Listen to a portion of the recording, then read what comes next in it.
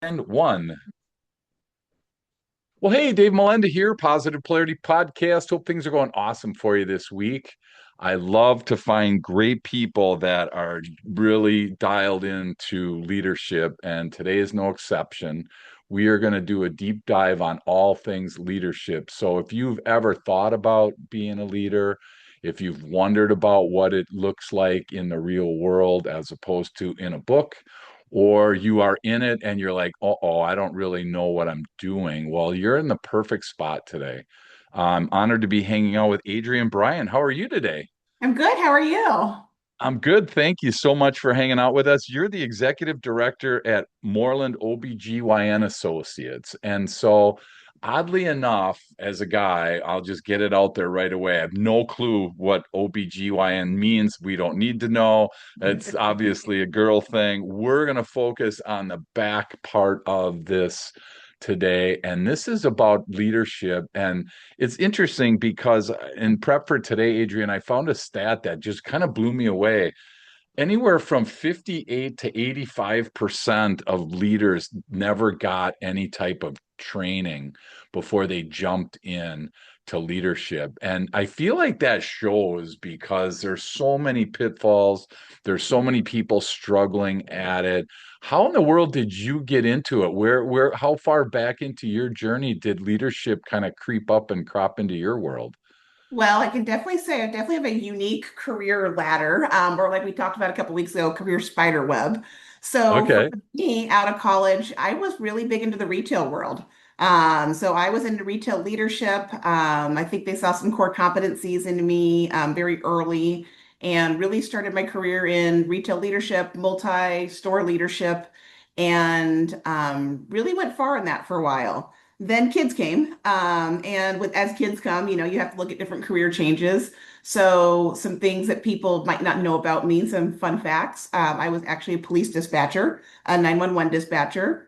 I was a Wow. certified jail matron, while my kids were younger to have that work-life balance. And one day I went into a chiropractor's office about 13 years ago for a group Okay. interview for their office manager job in Broomfield, Colorado, and sat there with a group of 20 people, had about a 5 minute interview, walked out, got a call within an hour that says you're hired. Can you start Monday? Wow. And it was so shocking to me. I was like, I can't believe that. Number one, I got a call back. Number two, that you're looking to hire me. And I asked him, I was Yeah. like, why me? And he said, I can teach you backs. I can't teach you how to run my business. Nice. And he was able to see those core competencies. And that's how I really got my leadership style started in healthcare. So, Okay. for the last 13 years, I've been managing independently owned healthcare groups. So, I've Okay. done every specialty from chiropractor to veins to cardiology, family practice, and now OBGYN. Wow. And it's one of those it's one of those, I think, philosophies that I've kept with me the whole time since then, as I've been looking for talent from anything from medical talent to back office, anything like that, is I can teach you blank. I can teach you a lot of things, but I can't teach you how to have certain innate core competencies that you Yeah. need in the service industry to be either a servant leader and Sure. or part of servant leadership. Yeah. Wow. That's awesome. Well, and for people that are listening, everybody has their own definition of leadership. Some people, probably revert back to when they were a kid and they had a boss and the boss just barked out orders. I mean, to me, it's just simply guiding a team to a vision or a goal. And which kind of all of a sudden isn't as sexy as like telling people what to do. I love asking kids, like, what do you think leaders are? And they're like, oh man, they always just sit around and tell people what to do, and it's kind of funny how many different leadership, different things are out there. You mentioned, Adrian, the servant leadership side. So why don't you unpack? Can you do what does that mean to you when you hear servant leadership? What does that mean to you? So for me, it's twofold. So when I hear servant leadership, I feel like I've chosen the leadership path to serve others. And with that, it's not just serving a population of patients, but it's serving my team. It's serving my doctors. It's serving my managers. It's serving my directors. It's serving the people that come in and show up day in and day out. And I think servant leadership, in my definition of it, can really morph into transformative leadership as well too. When you talk about the need to influence, to inspire, to individualize things, I think those leadership styles go really hand in hand Yeah, because it's about people. The most valuable thing we have as a leader is people. And we can't do anything as a leader without people. sure. Yeah, And I'm really a firm believer in that that's my greatest asset, and any company's greatest asset is their people. But it's how you inspire them, how you influence them, and how you work together towards goals to achieve those goals together collectively.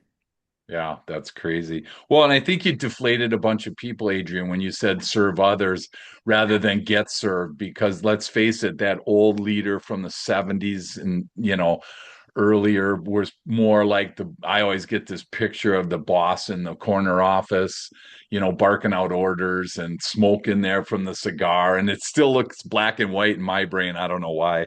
But, I think of that. And then I think of where we are now. And I think of the evolution of that leadership piece.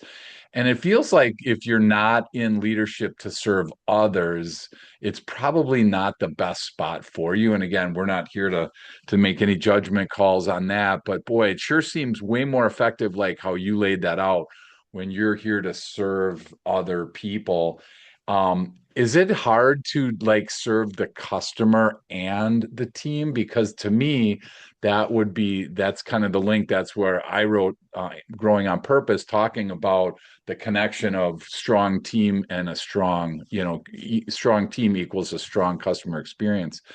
Do you guys focus more on the internal team, the external customer, or a combination of both? How does that work for you? For me, it's a combination of both, and I think that it can be easily obtained. So, coming into Moreland, one of the things I wanted to look at was, our vision, our mission, but then our values and our values of collaboration, our values of delivering exceptional care, our values of, having exceptional care, but accessible care as well, too. When you think about that and you think about those three values, I think that those transcend internal and external customers very Yeah, easily. yeah, Because when you have a goal to take care of people and you're taking care of your internal people, that shows on the outside. So I yeah, always tell people when you come into a doctor's office, you might see the doctor for 10% of the time you're here, but sure. you're interacting with our scheduling team, you're interacting with billing office, with nurses, with MAs, with everybody else for that other 90% of the time. And we all have to be on the same page and we all have to have the same want and desire and vision to deliver the best healthcare out there. Yeah, And if there's one kink in the link, it doesn't translate over to the patient or the sure. customer. And so I Yeah, think you have to take care of both simultaneously. And by taking care of your internal people and setting that vision and your expectations and kind of your non-negotiables for some of it too, that sure. translates very easily over to your patients and your customers. And Sure. Wow. Well, and I'm just wondering about that because I feel like there's a blind spot. Like some people think that the only person that needs to be nice is the doctor, and there's all these other people around, that are supporting the doctor, talking with the patient, checking them in, getting all their vitals, in your case, doing all that prep work for that. That to me, I think, do you see that as a blind spot where some people are like, I'm not the doctor, so I don't need to really, live to those standards? Do you see that a lot? I mean, thankfully, not a lot where I'm at right now, but yes, Yeah, I mean, good. you see that a lot in general because it's not a shared vision of ownership. You talk a lot about having your employees and your team feel like they're owners, not renters. Yeah, They own this. They own the outcomes of our patients, just like I do, just like our physicians do. And I think creating that culture of ownership, of accountability, of praise, though, too, is yeah. so important to have.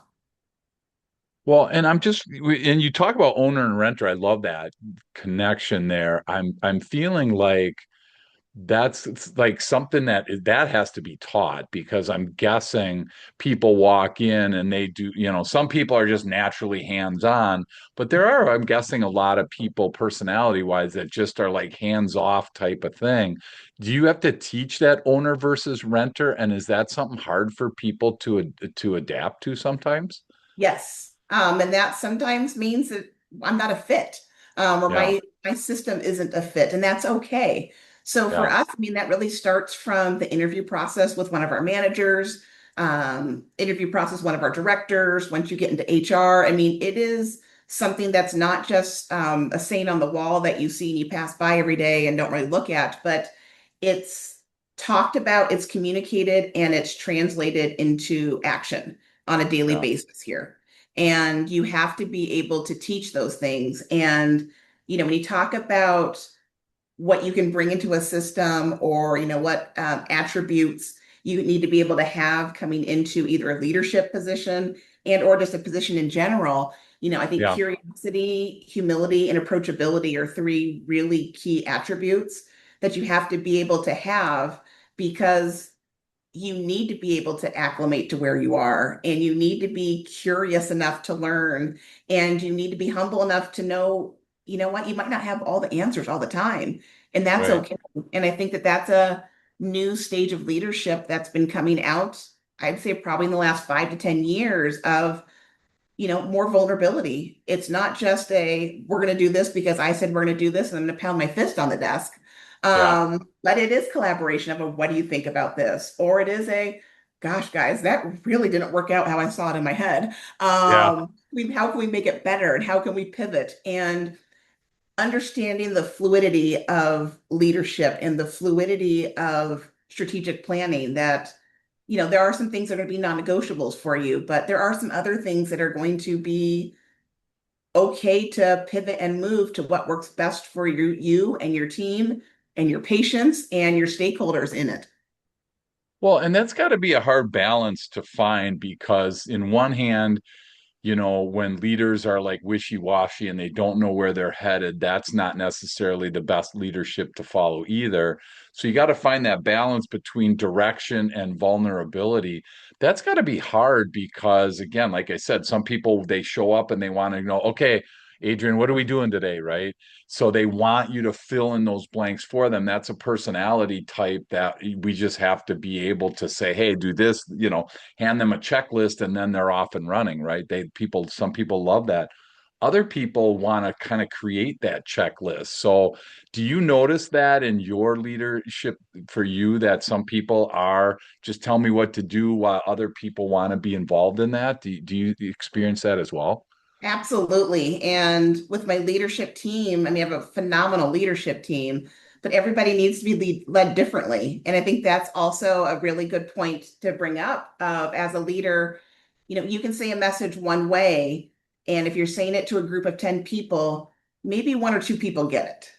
Yeah, It's about that follow up and the follow through, and it's about meeting them where they are as well too. And one leader truly might just be like, hey, I want to do X. And they might say, yep, boom, done. I'll see you next week. yeah, And then another leader in the same room might say, okay, but how do I get to X? Or what do you want? Define X more for me. And sure. Yeah, somebody else might be a, okay, great, I got here. Now where do I go? yeah, So you need to treat people as unique as they are. yeah, And sometimes that means saying your message 10 different ways, but right. it's saying it in a way that everybody hears it and they understand what their end result is desired to be. Yeah. Wow. And that's why I think it's so important. We use disc, personality profiles because to your point, Adrian, exactly, is different people respond differently. And if I make the assumption as a leader, owner, anything that I'm in charge or involved with other people, if I make the assumption that I only have to say it one way, the way that I understand it, I feel like it's different languages. It'd be like me talking to you in a language you didn't understand. It'd be like, dude, seriously, I don't know what you're saying, right? And that's similar goes on all the day, all day. And that's actually what ends up to me a lot of times causing conflict. And I do way more conflict resolution discussion, training, and actual conflict resolution than I really want to. But it's interesting because in conflict, usually you have two different personalities, and then both of them think the other person is wrong. And I'm like, what the heck? Where did that come from? And I'm just curious, like when you experience that conflict, how do you work through that? Because our goal in conflict is to strengthen that relationship, not really, make it worse. So, any tips that you have for people listening about how you deal with conflict? I mean, it's really about understanding both sides. And I think as a leader, to go into conflict, you need to have some background there, some backstory there. If you have to have a relationship built with the people involved. If your first time interacting with, Betty is that you're saying negative things and there's a negative conflict and what's going on here, Betty? The outcome's going to be different than when you've said good morning to Betty a few times and you've built some sort of relationship there. So I think Yeah, you have to be able to, if possible, again, it's not always possible, have some sort of relationship to go into it. And you have sure. to really be able to look at both sides. I see myself in the mix of a conflict as the referee. And sometimes that referee job is to say, side A, this is why side B feels like this. And side B, this Yeah. is why side A feels like this. And sometimes it's showing the commonalities of what they're saying, but they're just saying it on, again, different paths and different levels. Right. And being able to go about it in a positive manner, not I'm going to pit you and you against each other because, you're right. And let's see, let's just figure out where we're at. Sure. You're usually coming from a place of positiveness, and you usually are Yeah. coming from a place of positive intent. And we're just not either hearing what the other side is saying or either sometimes understanding. And sometimes that's additional conversations. Sometimes that's, one-on-one conversations. Sometimes it's, conversations together and any mixture of that. I think it's really about the basis of understanding, and people sometimes just don't understand what the other side is seeking. Yeah. Well, and I think a lot of times, so when I teach about conflict and I have a room full of people, I ask the people, all right, tell me some other words for conflict. And 9 times out of 10, those words are negative, war, stress, struggle, disagreement. There's all these negative words. It's not like opportunity. All conflict is just a difference of opinion. So we may have a difference of opinion about a baseball team or a football team. Why does that we can have our conflict and disagree there. Why does that all of a sudden, mount into some kind of big, I can't work with this person anymore, because they have a style that's different than me. So, are you pretty hands-on in the anytime there is a disagreement on your team, or do you try to let them first work it out and then you get involved only if you need to? How does that work for you? It depends on where it's at. So I feel like I lately been a little more hands-on with that Okay. and helping to see the other person's side. I think sometimes when you have that middle person, and I heavily rely on my HR director for a lot of this as well too, of let's sit down and again, let's talk about it. Let's have these conversations. Let's, what are you seeing? This is why this was created, or this is why we're looking at doing that. And Yeah. better talking through it is such a big thing, and trying to, when possible, have my leaders aligned with things, because then I think then that allows me to then take a more hands-off approach and allow them to be the voice of the vision and be the voice of what we're looking to do, and being able to then better manage through their teams as well too. Yeah.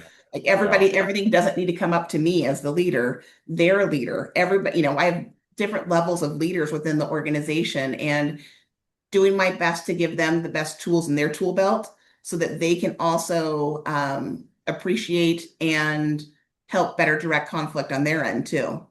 Yeah. Well, so to me, I wrote the word empowerment down because it feels like the more we as leaders can empower other people. I mean, our goal is just to make other leaders better, make more leaders, I love when I can train myself out of a job because I did such a good job of building a company. They look around, they're like, dude, you're not needed here anymore. that's kind of the goal of a leader, although that obviously can be scary. But is empowerment a big thing for you, trying to empower the people around you to make those decisions so that, because I feel like no empowerment really slows everything down because it's like you're the log jam, so to speak, and then people aren't thinking on their own. Is empowerment pretty important for you and your leadership style? Yes, it has to be. So I would say a couple years ago here, a good example of empowerment was looking at our structure as a structure and seeing what was built. And there's some phenomenal things that were built here prior to me getting here and when I started here. But then realizing where our trajectory was going and realizing that the system that was not built for the size and the sheer volume of our organization now. And I was able to sit back and look at a realignment of how do I give my managers better tools in their tool belts? How do I give them more access to our shareholders and our board? How Yeah, do I, continue to want to grow and foster them, but also continue to give them a better structure and foundational pieces where they can grow and not feel like they're getting burnt out on the daily because they're doing tasks that are designed around a structure that doesn't fit where we are right now. And I think that empowerment word is so huge there because that's kind of the catalyst for things like that, of being able to empower your leaders to be leaders, being able yeah, to empower them to empower their teams. They are the connection between your strategic vision and their execution of that and the workforce. They sure. are my link, and they need to be empowered to be able to work through with their teams to inspire them as well as they can too. Yeah. And I love that word empowerment. And I think there are certain people that are good at it. It comes natural. And then there's other people that are like, they love to be in the day to day. So we're going to take a break. When we come back, I want to kind of tie that into the culture because, so many people we talk to say, we don't have a culture around here. It's like, well, everybody has a culture, but maybe that's your culture of, who cares or whatever. So, we're going to take a break and we'll be right back. Welcome back. Honored to be hanging out with Adrienne Bryant, the executive director at Moreland OBGYN Associates. And we are doing a deep dive into leadership today. And we would be remiss if we didn't talk about culture. And like I said before the break, there's a lot of people that I talk to around the country that are like, we don't have culture here. And it's like, well, every company has a culture. So if you had to use a couple words for Moreland's culture, what are some words that you would use that kind of overall words that describe the culture for where you guys are working right now? Collaborative, Okay, family, caring. I think those would be three very big words for us um, that our team is also iterated as well too when they think sure. about culture here. Sure. And it feels like collaboration is like this big word. One of our 5 C's of leadership that we do is collaboration. And it's really just the thought process is more people can do more work than one person can do by themselves. And I think that, I love that picture of 3 ants they're carrying an acorn, which one couldn't do on his own or her own. So they have other people helping them. How do you this might be a tough question, but I want to ask it. How do you like see collaboration in an interview or during that interview process? How do you determine if somebody has that collaboration that you're looking for? That seems like it'd be hard to ask the right question to really understand, like, are they collaborative or are they more, off on an island on their own? Have you had any like ways that you can see that collaboration in an interview? I agree. Think it's definitely hard. And I've seen it where you've been like, wow, it's there, and then it's not there. And I've seen the opposite of like, I don't know if it's there, and then it's been there. I think Yeah, asking those questions, not about, when you ask leaders questions of, Tell me about a time when, something went wrong. Tell me about a time when something went great. Hearing Yeah, those answers can a lot of the time tell you if they're collaborative or not. If they sure. say, like, well, I did this and I did that and I did this and I did that, um, you have to sit back and think, did they truly do it all? Which they might have, but Yeah, were they collaborative? Were they yeah, utilizing, depending on the level of the position, were they sure. utilizing their other managers? Were they utilizing Yep. their other teams? So I think you can find some of those things out there. But again, I think good and bad. I think culture is one of those things that collaboration within a culture is one of those things that sometimes you don't know until you are in it. And you Yeah, need to be able to emulate it as a leader of what you expect. And still, sometimes it might not work out. sure. Yeah, no, that's a tough thing, and I sit in a lot of interviews with my clients as a coach and help them in that process. What I like to listen for is like if you hear consistently that it's his fault or her fault, and it wasn't, like when what's your biggest weakness? Like I always laugh when it's like I care too much, I work too much. They're not really dialed into themselves as to like I struggle with X, whatever that is. Mhm. And I feel like a lot of times we see people say, well, what happened in your last position? Oh my gosh, my manager was at X, whatever, right? And it's like, seriously, I hope that if you're listening right now, do not say stuff like that because that will not get you very far. But that to me is like, it's really hard to be collaborative if it's always someone else's Mhm. fault. So again, maybe that might help the listener on that piece. But when you think about culture and you're talking about collaboration and you're talking about team and you're talking about family, obviously all of a sudden the closer we work together, the more likely our feelings can get hurt, the more likely we can take things personal.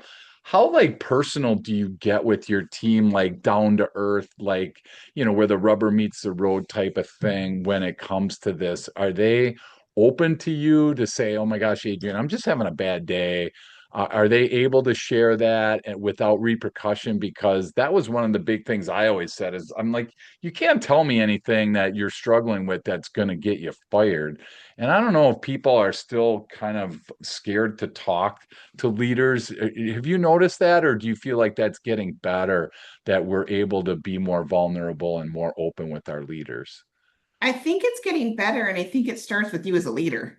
I think you need to have that humility as a leader to be able to say, like, man, like, my tone was really off yesterday, or man, that didn't really work, or you know what, I'm having a bad day because something happened at my house, or things Yeah, like that. I think it starts with the leader, and it starts with leaders being able to be open to their team and creating that relationship with their team. And then their team will be able to say, hey, this happened, that happened, and be able to be more vulnerable themselves too. So I think humility and vulnerability go a long way as a leader. And when you yeah, emulate that for your team, then they're able to see it's okay. It's yeah, okay to say, I couldn't get this done in time. It's yeah, okay to say, like, man, I had a bad day today. This is what happened. Cool, I got you. yeah, But you have to be able to be open to saying that, number one, to then get the backing and support for it as well. yeah. Well, my dad told me don't ever let him see a sweat, right? So he was like the old Yep. school. And he's like, rub some dirt on it, man. I'm like on the baseball diamond my whole life with him, and he's the coach, and he's like, rub some dirt on and get back in there. I mean, there was that piece there that, was just really contrary to, he was never a leader, didn't want to be. I don't think that really was of any value to him, but, he did a great job in what he did over his career. I'm just curious. I had to unlearn this, thing about sweat and like, don't let him see a sweat. I had to like unlearn this because it was like, you wanted to, man, you just got hit by a car and you're walking in bloody and everything, and you're like, oh, I'm fine. It's like, what do you mean you're fine? Go take care of this. I'm just curious if you've had to unlearn anything that you learned somewhere along the way that you're like, uh-oh, that was like probably not the best. I think I need to recalibrate. Anything come to your mind when you think about things that you had to unlearn in leadership? It's funny because that's actually what I was thinking through of the stoicness and don't let them see you sweat, but don't let them see you cry. I feel like as Yeah, a female leader, that's something that comes out all the time of at least as my career has gone through of never yeah, let somebody see you cry. yeah, Never let them see you sweat, never let them see you cry. yeah, And it's okay sometimes to have somebody see you cry. And trust me, sometimes I've cried because somebody saw me cry, just yeah, pure upsetness of it. yeah, But that stoicness is transforming and changing. And I believe that you can influence people more being human yeah, and again, showing vulnerabilities and being able to really connect with people because at the end of the day, we all do it. We all have emotions. We all have these things, and when you don't show them, it yeah, actually can be intuitive and show your team that you guys aren't the same, right. and could unintentionally cause harm that you lost an area to be able to show commonality. Yeah. Well, I'm guessing. I love the word stoic. That's a great word.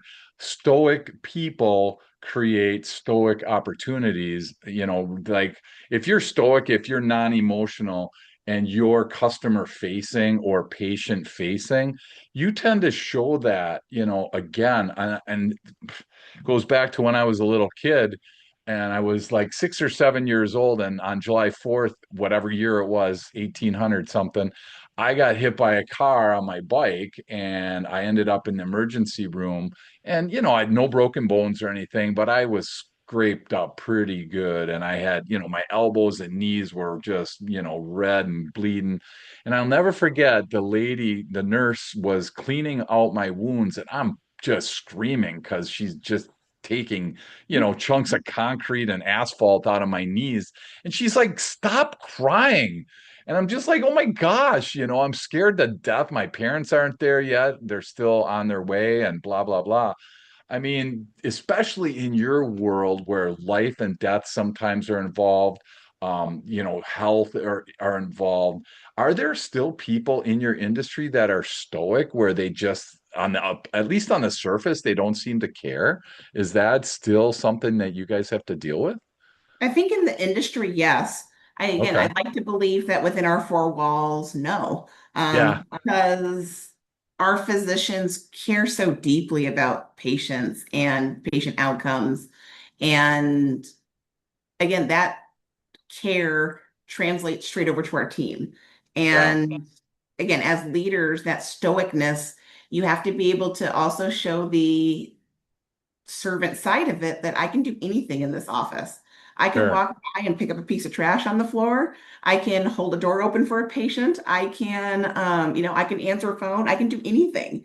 Yeah. And when you show those components of it, it emulates the behavior that you expect.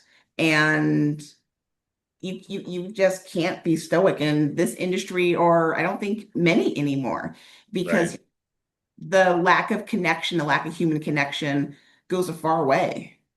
Yeah. Well, you bring up these three words that like are like still I'm hearing them, not my job. Like you said, I'm not picking that piece of paper up. I didn't put it there. That's why we have a janitor or whatever, right? I mean, Mhm. I'm not picking that phone up. That's why we have a receptionist or whatever your explanation can be. Now, again, you probably don't want someone entry level making serious decisions about health for other people. So obviously, this for what it's worth.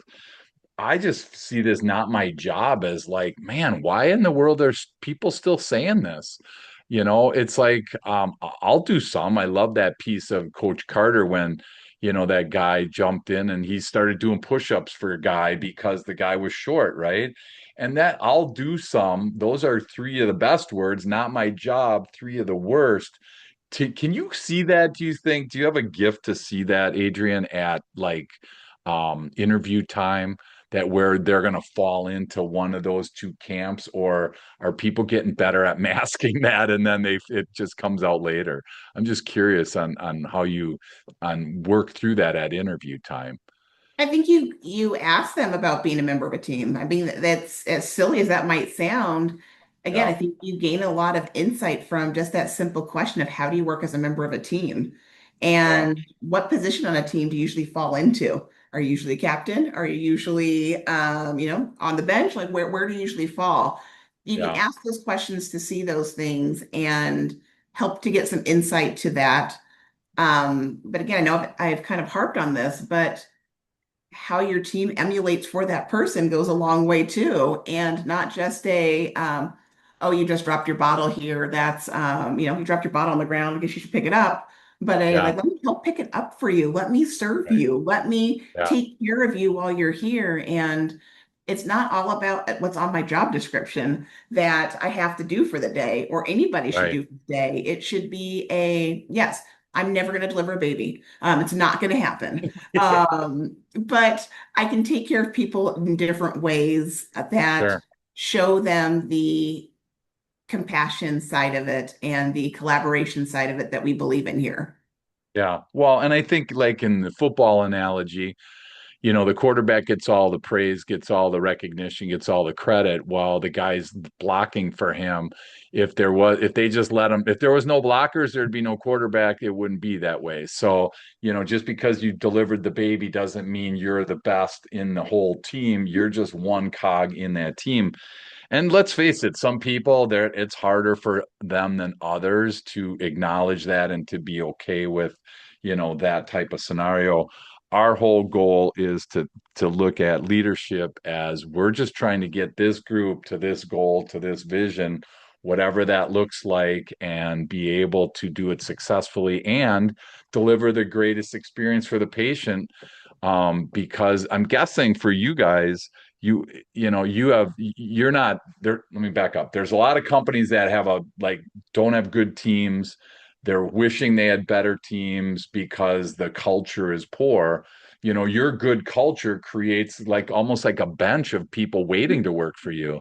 Like, hey man, Adrienne, are you guys hiring? Because I heard nothing but great things about you working there.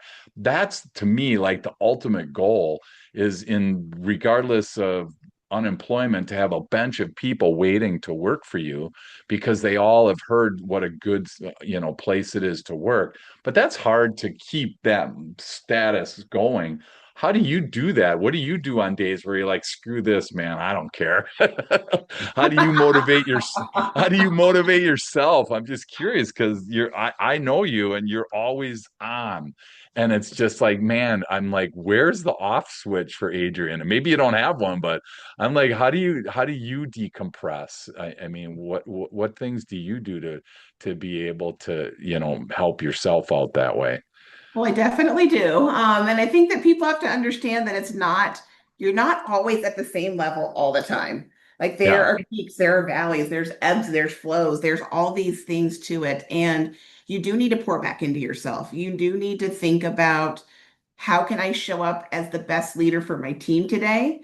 yeah, What do I need to do for that? And trust me, there's been times when I'm like, you know what, my door should probably just remain closed or crack closed today because just it's just not the right day. yeah. But then you can have to be able to step back and recenter yourself and be like, okay, so I'm gonna go walk the dog. So I'm gonna go to the gym. I'm gonna go play a sport. I'm gonna do something to help clear my mind and also help me be able to look forward and see through of this is what this looks like. And it's entirely possible that a margarita might be involved somewhere along the way there, right? It's been said, it's been known to happen maybe a couple, two, three times. But yes, that can be the thing. But it is just about sometimes just resetting yourself, and Yeah, you need to sometimes realize the like, love that. man, that was a bad day. Like, I mean, I've Yeah, texted my board, my shareholders before and been like, man, I was a grump today, guys. I'm sorry. Like, yeah, I was just frustrated. And then it's like, it's okay, we're fine. Let's just get back to tomorrow. And, yeah. you know, I think that brings the easy point too that like one bad day doesn't need to be a prophecy for every bad day. Sure. Well, and And that's Yeah, no, go ahead, finish that. Yeah, no, I'm just saying that, and I think that's something that you always need to think about is, you know what, as a leader, you're going to win sometimes. You're going to take L's sometimes, but your goal is to remain in the middle for your team and celebrate Yeah, their wins and celebrate, the great things they're doing and take the brunt on for some of the things that don't go well. But sure. stay that middle constant ground for them and be that cheerleader for them. Yeah. Well, and you bring up self-awareness as we start to land the plane today. I mean, this is a huge thing, is like you just said, you were aware that you had a bad day. There are some people that are oblivious to it. I always think about these zipper merges on the freeway where it's supposed to be every other car. Some people have no clue. They're just kind of oblivious and they just keep going, and they don't have a clue that you're even next to them. But Mhm. a lot of, I think self awareness and leadership is getting more and more important because, like you just said, we're human and we're going to have bad days. What do we do with it, and how do we make sure that it doesn't really ruin the whole culture? Because some days I want to have a bad day and I want everyone to know I'm having a bad day because I want to have a bad day with all you people. And you're just like, get out of here, go have your bad day by yourself. So I totally get that piece. So, if you're listening, check in about your self-awareness because that's very important, from the leadership perspective. Couple questions that I'm gonna let you go. What would your tip of the day be today, Adrienne, for somebody listening? Again, maybe it's something we covered, maybe it's something that we haven't, but what, from a leadership perspective, what would your tip of the day be today? I think number one, everybody's a leader. No matter what your job title says, you can lead and you can be a leader and you can serve others and you can create a community and an atmosphere and a work environment that you want to be in. And I think that that can go so far. And as a leader, knowing that you are the one that guides the way, you're the one that guides the light, you're the one guiding the ship, but the ship doesn't move without your people. Sure. And being able to really encompass and embody your people and celebrate your people and continue to help move that team together towards that common goal is what I think leadership's all about.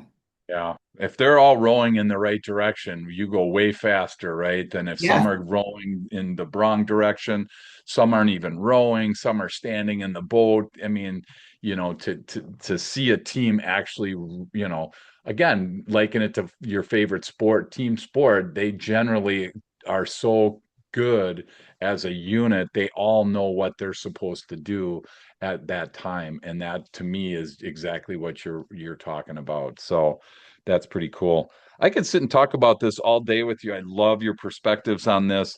And for people listening, if somebody's listening and they have a question that we didn't cover, they want to learn more maybe about Moreland OBGYN Associates, or they just want to pick your brain about something, what's the best way for people to connect with you today, Adrienne? I'd probably say my LinkedIn. I think it's just Adrienne Bryant. I could be wrong. I believe you guys have my picture on there that is going to be There's on. like all this numbers and letters after, but so if you just, I'm sure if you just search Adrienne Bryant, you'll find it. If you can't, search me and I'm connected with her, but LinkedIn would be the spot. Absolutely. That's pretty cool. And again, for you listening, you know what? We do this every week because we want you to just one little small thing that maybe you took away from today. Maybe you took away massive things, but I just want you to be better now than when you started this podcast today. And rather than jump into your next podcast, why not just take a minute and just kind of, rethink what we talked about? Maybe it's the servant leadership. Maybe it's the owner versus the renter. Maybe it's the, self-awareness, all this stuff that we talked about. Maybe your company doesn't even have a mission statement. It can be simple things like that that just do these massive things at the end of the day. So, again, Adrienne, thank you so much for hanging out with us today. I love the balanced approach that you have to leadership. I saw that in your LinkedIn that you did start in retail. I was like, oh my gosh, that's pretty cool. And you're involved in, the chamber, the local chamber. You're involved in softball. You got a whole myriad of things going on. So, thanks for carving out part of your day for us. And again, for the listener, go and check out her LinkedIn. And if you have questions, reach out. And again, thanks, Adrienne, for hanging out. And again, I can't wait to keep learning from you and watching where this goes. So again, thanks for everything today. Thanks, Dave.